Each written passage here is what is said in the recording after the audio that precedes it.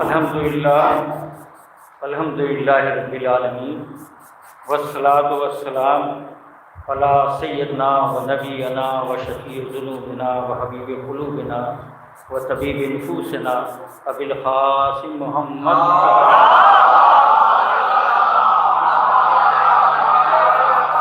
اما بعد قال اللہ فی کتاب المبین وهو اصدق الصادقین وقول الحق بسم اللہ الرحمن الرحیم ورفعنا لک ذکرک صدق اللہ العظیم۔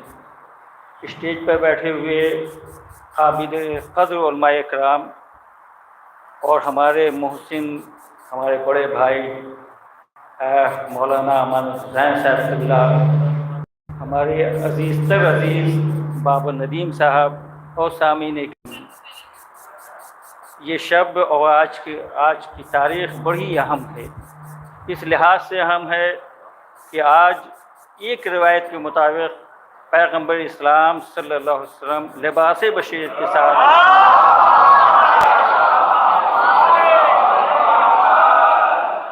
صاحب ہر چیز کو پازیٹیو انداز سے لینا چاہیے۔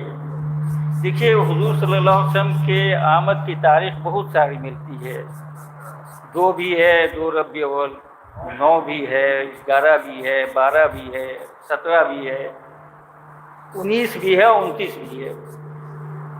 لیکن یہ اختلاف بندوں کی طرف سے نہیں ہے۔ آپ لوگ یہ سمجھتے ہیں کہ بندوں نے اختلاف کیا، نہیں، یہ رب تبارک تعالیٰ نے اختلاف اس لیے کروایا، وہ یہ چاہتا تھا کہ پورے مہینے میرے محبوب کا ذکر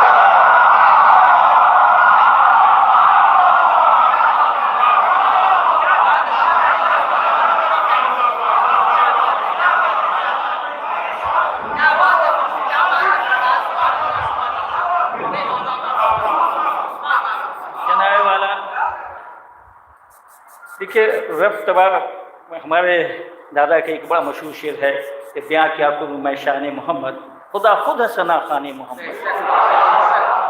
جب رب تبارک تعالیٰ یہ کہتا ہے کہ ورفعنا لک ذکرک، اے محبوب ہم نے تمہارا ذکر بلند کیا، اب ظاہر ہے کہ ہر آدمی اپنے علم اور اپنے فہم کے مطابق کسی کی تعریف و توصیف کرتا ہے۔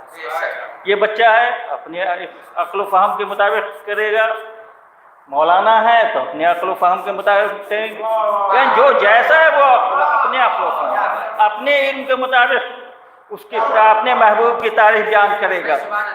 لیکن یہ بتائیے کہ اللہ کے عقل و فہم اور اللہ کے علم کا کوئی اندازہ ہے؟ وہ جو تعریف کر رہا ہے اس سے اوپر کیا تعریف ہو سکتی ہے؟ میرا ذاتی خیال یہ ہے کہ اگر پوری دنیا جو ہے، اگر اس کو ہم کاغذ مان لیں اور جتنی دریائیں ہیں، سمندر ہیں، اس کو روشنائی مان لی جائے اور حضور کی تعریف لکھی جائے، تب بھی حضور کی تعریف مکمل نہیں ہوتی۔ حضرات گرامی، جہاں تک علم کی بات ہے تو ہمارے علم تو کچھ ہے ہی نہیں۔ وہ شخصیتیں جن کا علم بہت گہرا تھا، بہت وسیع تھا، وہ بھی یہاں تک آ کے رک گئے کہ بعض خدا بزرگ یہ قصہ مختصر، اگر اللہ کے بعد کوئی ذات ہے تو حضور صلی اللہ علیہ وسلم کی ذات۔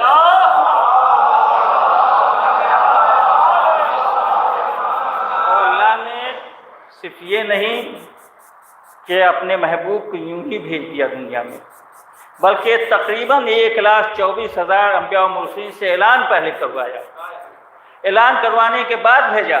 آدم صفوت لے کے آ چکے، نوح زحل سمیت آ چکے، ابراہیم خلت بدوش آ چکے، موسیٰ تکلم بدست آ چکے، عیسیٰ مردے کو جلاتے ہوئے آ چکے۔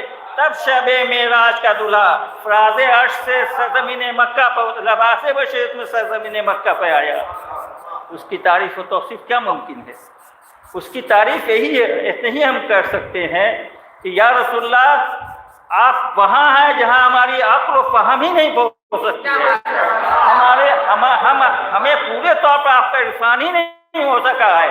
جس کا عرفان ہوا، جسے عرفان ہوا، وہ سب سے پہلے ایمان لے آیا۔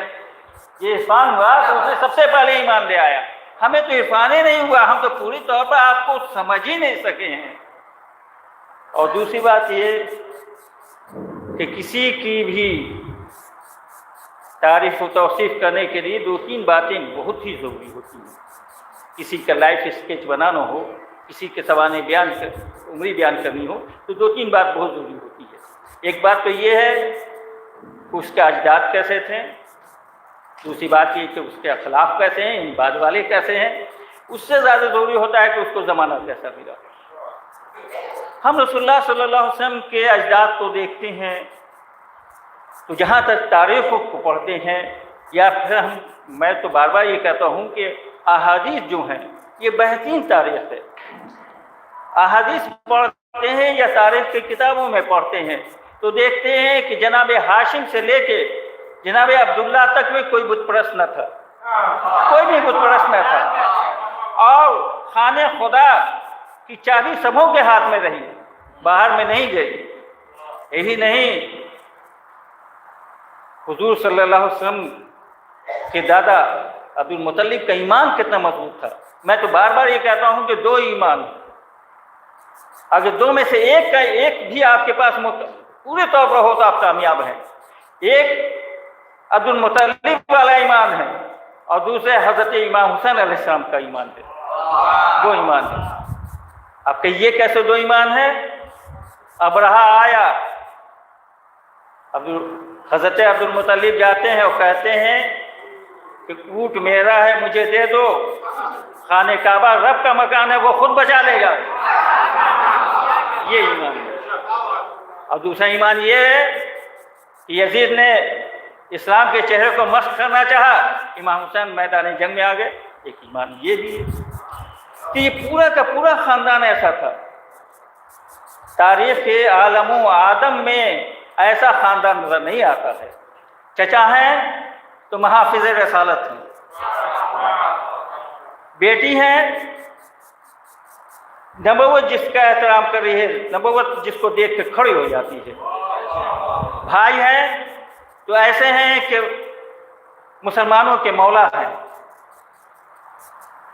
सूफियों के सरखेल हैं और नुसेरी के खुदा हैं। भाई हैं तो ऐसे हैं, और नवासे हैं जिन्होंने हक्का के बनाए ला इलाहा इल्लल्लाह। अब ऐसे जब ये देखिएगा तो असलाब भी बहुत अच्छे हैं, अखलाक भी बहुत अच्छे हैं, लेकिन ज़माना बहुत बुरा है। ज़माना बहुत बुरा है। जहाँ जुआ खेला जा रहा है, जहाँ इंसानियत नाम की कोई चीज़ ही नहीं है, ऐसे माहौल में हुजूर सल्लल्लाहु अलैहि वसल्लम कोशिश है। लेकिन आप देखिएगा कि हुजूर बददिल नहीं होते हैं। कोई कूड़ा फेंक रहा है तो बददिल नहीं हो रहे हैं, कोई गुजड़ी फेंक रहा है तो बददिल नहीं होते हैं, कोई बददुआ कर रहा है तो बददिल नहीं होते हैं। एक आवाज़ कि हमारे यहाँ ऐसा हो या हमारे मौलाना अमानत हुसैन साहब नहीं बदलता है, और जो फिर बदलता है वो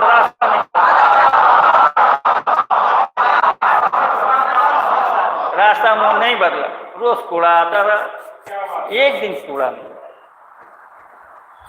सरवर दो जहां ने पूछा अपने असहाब से कि आज क्या बात है कि कूड़ा नहीं आया, तो असहाब ने बताया कि आज वो बूढ़ी जो औरत कूड़ा फेंकती थी ऊपर से, वो बीमार। कहा चलो मिल लेते हैं, इयादत कर लेते हैं, ऊपर चढ़ते हैं। जाहिर है कि वो भी अपनी ही तरह रसूल को समझ रही थी। ऊपर गए, वो अपनी ही तरह समझ रही थी। ऊपर जैसे ही चढ़े, एक माता बुढ़िया के तिवा बजा, कहा कि मोहम्मद अब्दुल्ला के बेटे आज आए हो जब हम बीमार पड़ गई। अरे उस वक्त आते हो जब मैं अच्छी थी तब मैं बदला लेता। कहा कि मैं बदला लेने के लिए नहीं आया हूँ, मुझे मालूम हुआ कि आप बीमार हो गई हैं, मैं आपकी इयादत के लिए आया हूँ। कहा ये मोहम्मद ये तुम कह रहे हो ये तुम्हारा इस्लाम? कहा मैं इस्लाम यही कहता है। कहा कि तुम्हारा इस्लाम ये कहता है तो मैं कलमा पढ़ लेती हूँ।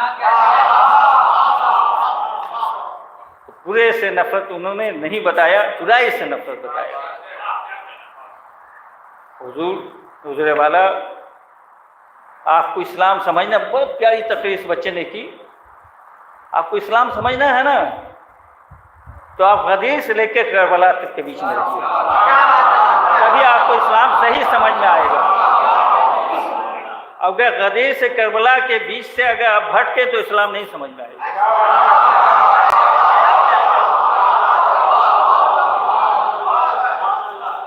صرف غدیر یہ نہیں ہے صرف کہ ولایت علی کا اعلان ہے، بلکہ غدیر یہ بھی ہے کہ پورا اسلامک نظام اس کے اندر ہے۔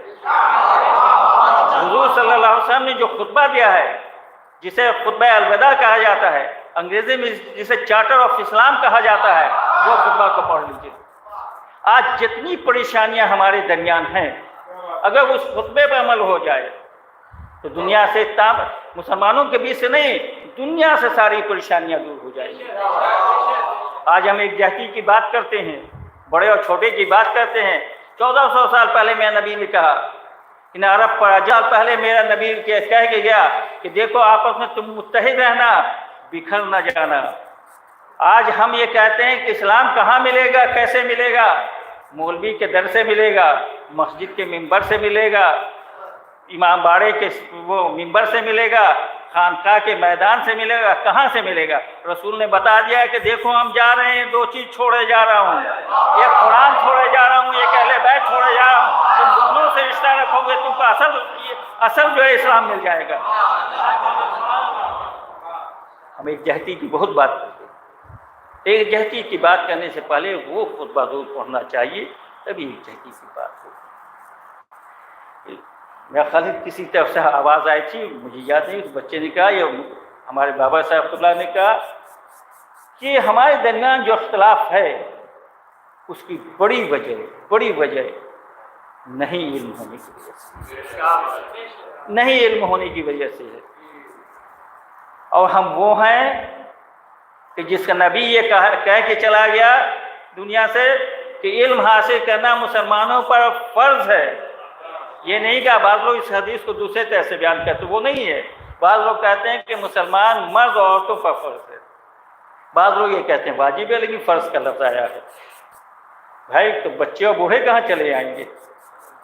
اسے مسلمانوں پر ہے۔ اور ہمارے آقا نے یہ کہا ہے کہ علم حاصل کرنے کی چین تک جاؤ۔ ان کے زمانے میں کون سا مسلمان چین میں بیٹھا ہوا تھا؟ چین کی حکمت مشہور تھی، حکمت چین مشہور تھی۔ اسے وہ تم حکمت بھی حاصل کرو، تم سائنس اور ٹیکنالوجی بھی حاصل کرو، تم جیسا علم ہو، جہاں پر سے علم ملے وہاں پر سے علم حاصل کر لو۔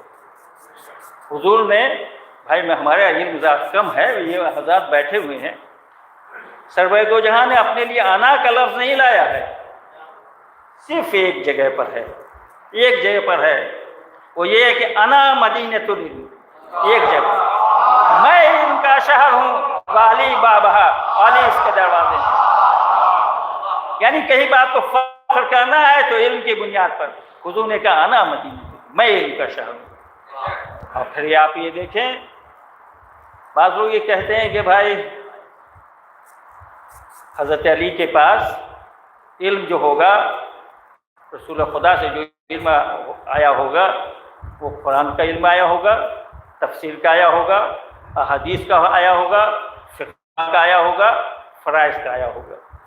لیکن آپ یقین مانیے کہ مولا کائنات کے پاس سائنس اور ٹیکنالوجی کا بہترین علم موجود تھا۔ اس کی ایک مثال میں آپ کو دیتا ہوں، یہ آپ جانتے بھی ہوں گے۔ مولا نے اعلان کیا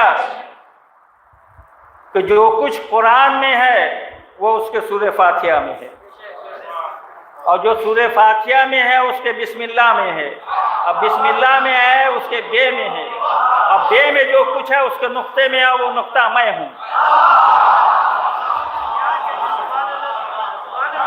1400 سال تک دنیا پریشان رہی کہ بھائی یہ نقطہ کیا ہے؟ مولا نے یہ کیا فرمایا، علی نے کیا فرمایا کہ نقطہ میں ہوں۔ لیکن 1400 سال کے بعد جب کمپیوٹر کا ایجاد ہوا، کمپیوٹر کے ایجاد ہونے کے بعد جب پین ڈرائیو کا ایجاد ہو گیا، تب یہ پتا چلا کہ وہ کس لاکھ صفحات کے میٹر موجود رہتے ہیں۔ حضرت علی فرما رہے ہیں کہ دیکھو جو کچھ پوچھنا ہے اتنا میرے دل میں موجود ہے، تم پوچھ لو۔ یہ علم تھا، علم سے جو جٹ جائے گا وہ عالم ہوگا۔ لیکن ہمارے یہاں سب سے بڑی پریشانی شیعہ اور سنی دونوں کے یہاں ہے۔ اگر آپ ہوں گے تو معاف کر دیں گے کہ ہم بات تو کرتے ہیں، عمل نہیں کرتے ہیں۔ اصل عمل کرنے کی ضرورت ہے۔ عمل کیجیے گا تبھی آپ آگے بڑھ سکتے ہیں، تبھی وہاں تک پہنچ سکتے ہیں۔ اصل عمل کی ضرورت ہے۔ حضور کی زندگی، حضور نے کس چیز کا درس نہیں دیا، لیکن ہمارا عمل ہی نہیں۔ ہم کیا کرتے ہیں بھائی؟ اچھا مزہ یہ کہ وہ بات کرتے ہیں جس کے تہ میں ہم نہیں جا سکتے ہیں کہ ہم جو بول رہے ہیں اس کا اثر کیا پڑ رہا ہے۔ ہم کبھی نہیں سوچا کہ ہم جو بول رہے ہیں کس کی توہین ہو جائے گی، کس کے خلاف ہو جائے گا، ایمان کے ساتھ رہیں گے یا نہیں رہیں گے۔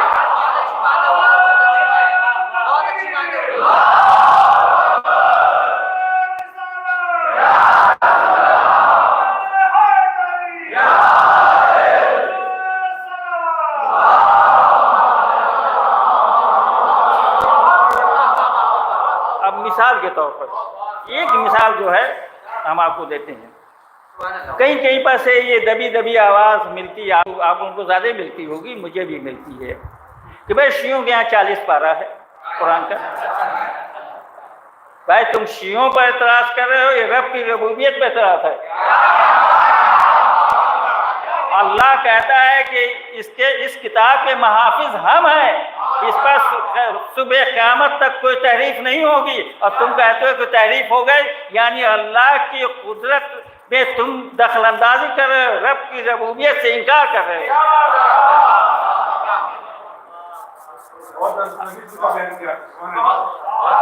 اگر علم ہوتا، قرآن فہمی ہوتی تو کوئی یہ نہیں کہتا، کوئی یہ نہیں کہتا۔ اس سے اللہ کہتا ہے کہ اس کی حفاظت ہم کریں گے، اس میں زیر اور زبر کا فرق نہیں ہو جائے۔ اور الحمدللہ مسلمانوں میں اتنے سارے فرقے اور اسٹیٹ اور مسلک ہو گئے ہیں، لیکن قرآن ایک ہی ہے، قرآن ایک ہی ہے۔ دیکھیے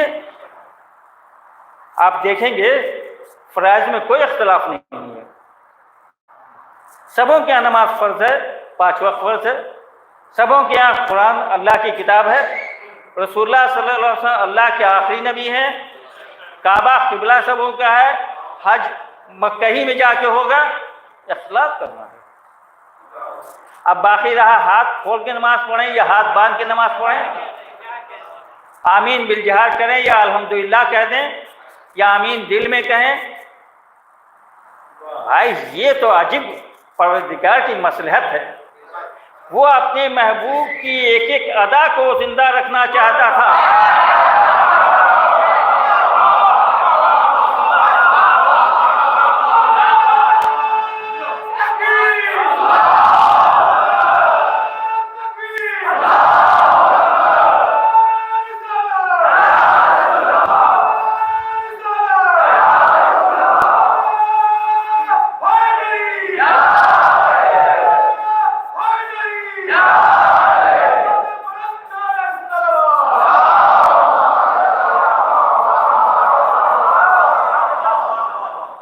اگر حضور نے ایک مرتبہ زندگی میں آمین بالجہر کیا، اللہ کو یہ ادا فرمائی اور اسے صبح قیامت تک کے لیے زندہ کر دیا۔ اگر ہاتھ کھول کے نماز حضور نے پڑھی ہے، وہ بھی تاریخ ملتی ہے، وہ بھی صبح قیامت تک کے۔ اور مزہ یہ ہے جمع کر کے نماز پڑھنا۔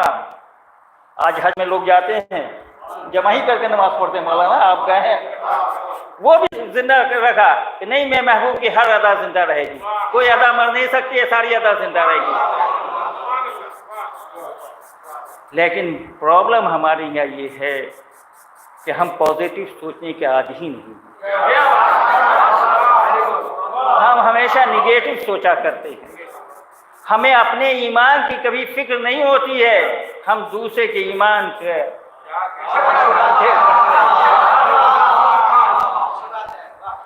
اور ساتھ ساتھ یہ ہے جو ہمارا کام تھا وہ ہم بھول گئے، جو اللہ کا کام ہے وہ اپنے ہاتھ میں لے لیا۔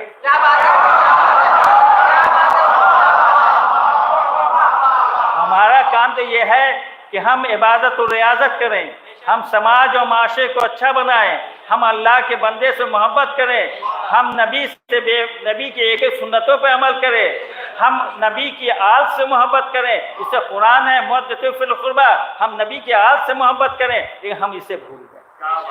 لیکن جنت جہنم کے سرٹیفکیٹ جو اللہ دے گا وہ ہم بانٹنے لگے، فلاں جنتی یا فلاں جہنمی یہ کرنے لگے۔ اس سے بچنا چاہیے. مر کے ایک دن اللہ کی بارگاہ میں حاضر ہونا ہے. ہمارا نبی تو وہ نبی ہے کہ ہم اس کی امتی ہیں. ہم لوگ بہت ہی خوش نصیب ہیں. کہیں اللہ پیدا کر سکتا تھا, کسی کی امت میں بنا دے سکتا تھا, لیکن اللہ نے پیغمبر اسلام کی امت میں بنایا, اور بنانے کے بعد ایسے ہی نہیں چھوڑا, بلکہ ہمیں آپ کو کہہ دیا یہ خیر امت ہے, امت وسطیٰ ہے. اس سے بڑھ کے کیا ہوگا جناب والا. ہم لوگ خوش نصیب ہیں کہ اس نبی کی امت میں ہیں. ہم آپ تو حضور صلی اللہ علیہ وسلم کی تعریف و توصیف نہ بیان کریں گے تو ایمان ہی ختم ہو جائے گا. لیکن وہ قوم جس کا پیغمبر ہی دوسرا ہے, وہ قوم جو اسلام میں کسی نہ کسی طرح سے کچھ نہ کچھ نکالنے کے چکر میں لگی ہوتی ہے, یعنی عیسائی. دیکھیے ہم بار بار یہ کہتے ہیں ہمیں برادر وطن سے بہت خطرہ نہیں ہے. یہ ذات ہمارے تہذیب کے ہے, اور اگر ان سے پیار محبت سے بات کریں کہ ہم سے بہت قریب ہو جائیں گے. ہم پیار محبت چھوڑ دیا ان کے ساتھ. بھائی آپ دیکھیں گے پٹنہ سٹی کے رہنے والے کتنے اکھاڑے غیر مسلم نکالتے ہیں, برادران وطن نکالتے ہیں, مزاروں پر غیر مسلم جاتے ہیں. وہ یہ جانتے ہیں کہ وہ اچھے تھے, تم خراب ہو گئے, تم سے تعلقات اس سے نہیں اچھے ہیں کہ تم خراب ہو گئے ہو. وہ اچھے ہیں, اس ان کے اکھاڑا بھی ہم نکال رہے ہیں, ان کے مزار پر بھی جا رہے ہیں. تو ان سے کہا کہ میں یہ عرض کر رہا تھا کہ صاحب یہ یہودی یہ نصرانی ہمیشہ اسلام کے خلاف بولتے رہتے ہیں, خلاف ریسرچ کرتے رہتے ہیں. لیکن مزہ یہ ہے کہ کتاب ایک انگریز نے لکھا, 100 گریٹس مین آف ورلڈ. ہاں 100 عظیم انسان, دنیا کے 100 عظیم انسان. بھائی وہ تو انگریز تھا, اسے حضرت عیسیٰ کا نام پہلے لکھنا چاہیے تھا, لیکن وہ اس نے سب سے پہلا نام جو لکھا ہے, دنیا کا سب سے عظیم جو آدمی بتایا ہے, وہ حضور صلی اللہ علیہ وسلم کو.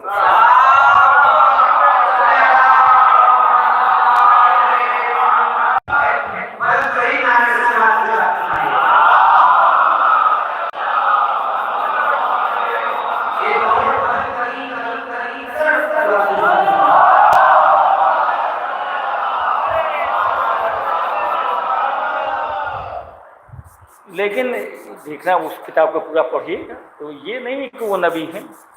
وہ اس لیے بھی نہیں لکھا ہے کہ بھائی وہ مسلمانوں کے رہبر ہیں, اس لیے بھی نہیں کہ انہوں نے میثاق مدینہ جیسے ایک نظام اصول مرتب کیا. اس نے جس بنیاد پر لکھا وہ ضرور جاننا چاہیے. اس نے کہا کہ محمد محسن انسانیت ہیں, اس بنیاد پر وہ کہتا ہے کہ دنیا کے سب سے بڑے انسان ہیں. لیکن آپ اور ہم اپنے دل پر ہاتھ رکھ کے فیصلہ کریں ہم انسانیت کو بچانے کے لیے کتنا کام کر رہے ہیں, ہم چیریٹی کا کتنا کام کر رہے ہیں. بڑے بڑے جلوس نکلتے ہیں ربیع اول میں, ہم اس جلوس کے مخالف نہیں ہیں, لیکن بڑے بڑے جلوس نکلتے ہیں. لیکن کبھی میں نے یہ بھی سوچا ہے کہ بھائی کہیں کسی کا ایمبولینس میں دم نہیں ٹوٹ گیا. محسن انسانیت کا جلوس ہے, کہیں ایمبولینس میں کسی کی روح تو نہیں نکل جائے, بچوں کا اسکول تو نہیں ناغہ ہو جائے گا, سروس کرنے والوں کے کبھی نوکری پر آج تو نہیں آ جائے گی. یہ بھی سوچنا پڑے گا ہمیں. کیوں نہیں اس دن ہم پھلوں کو تقسیم کریں, غریبوں کے سر پر ہاتھ رکھیں, یتیموں اور بیواؤں کا سہارا بنیں, مریضوں کو جا کے پھل دیں. ہمیں یہ کرنا چاہیے تھا, تو ہم محسن انسانیت کو ماننے والے ہو. ہمیں محسن انسانیت کے ماننے والے. اس بچے نے بڑی اچھی بات کہی تھی کہ روز محشر ایسا نہیں ہو کہ ہمیں کہنا پڑے یا رسول اللہ ہم آپ کے امتی ہیں, بلکہ مزہ تو اس وقت آئے کہ رسول اللہ یہ صلی اللہ علیہ وسلم یہ کہیں یہ ہمارا امتی ہے. اگر ایسا بننا چاہیے تب آج کا دن واقعی کارآمد دن ہے. حضور کی تعریف و توصیف ممکن ہی نہیں. بس ایک جملے ہو آخر, لیکن بڑا ذہن حاضر رکھیے, تبھی یہ بات آپ تک پہنچے گی. اور اگر نہیں پہنچی, 20 سے کہیں پر لیک ہو گیا, کہیں پہ چھوٹ گئی یہ بات, تو آپ شاید ہمارے متعلق کچھ گمراہی میں مبتلا ہو جائیں. دیکھیے اللہ نے سرور دو جہاں صلی اللہ علیہ وسلم کو بڑا اونچا بنایا.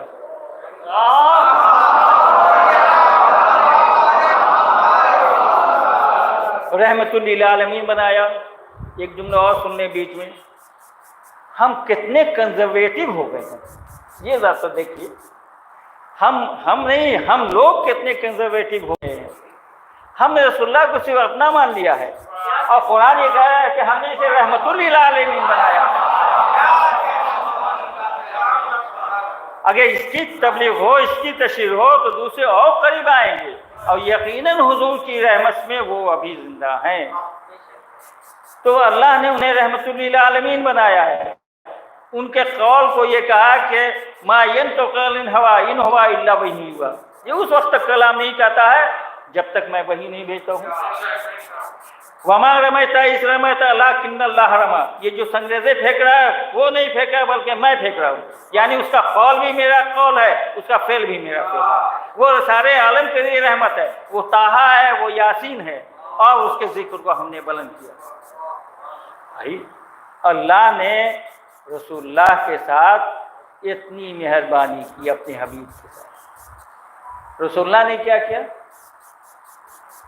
آپ کہیے گا کہ اللہ کے پیغام کو بندوں تک پہنچایا، بالکل صحیح۔ انہوں نے راہ راست دکھلایا، بالکل صحیح۔ لیکن ایک چیز اور غور کیجیے، جو میں نے بار بار آپ لوگوں سے کہا کہ ذہن حاضر رکھیے گا۔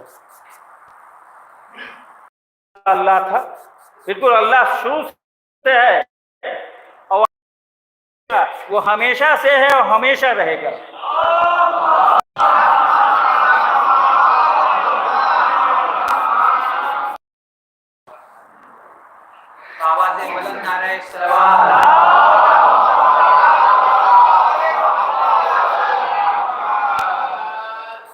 دیکھیے آپ کی فہرست میں بڑا اچھا اضافہ ہوا ہے۔ حضرت مولانا صاحب تشریف لے آئے ہیں، اور جو ہم لوگ ابھی اتحاد کی بات کر رہے تھے، اتحاد کا مکمل نمونہ آپ کا اسٹیج میں نظر آ رہا ہے۔ ہاں، تو میں یہ کہہ رہا تھا کہ صاحب اللہ ہمیشہ سے ہمیشہ رہے گا، لیکن اللہ تھا، اس کے علاوہ کچھ نہیں تھا۔ یہ عجیب بات ہے، اللہ تھا، اس کے علاوہ کچھ نہیں تھا۔ ہاں، اللہ تھا، اس کے علاوہ کچھ نہیں تھا۔ کائنات ہی نہیں تھی، صرف اللہ ہی تھا موجود۔ آپ جو اتنے نام لیتے ہیں، خالق ہے، مالک ہے، رازق ہے، سب کچھ تھا، کچھ بھی نہیں۔ لیکن حضور کی حدیث ہے کہ اول ما خلق اللہ نوری، اللہ نے سب سے پہلے میرا نور بنایا، اور وہ نور جیسے بنا وہ سجدے میں چلا گیا، اللہ موجود ہو گیا۔ وہ اللہ نے اس کے رزق کا انتظام کیا، اللہ رازق ہو گیا، اس کے حفاظت کی، اللہ محافظ ہو گیا۔ یعنی جتنے صفاتی نام ہیں محمد کو بنانے کے بعد سارے نام اسے مل گئے۔ وما علینا الا البلاغ۔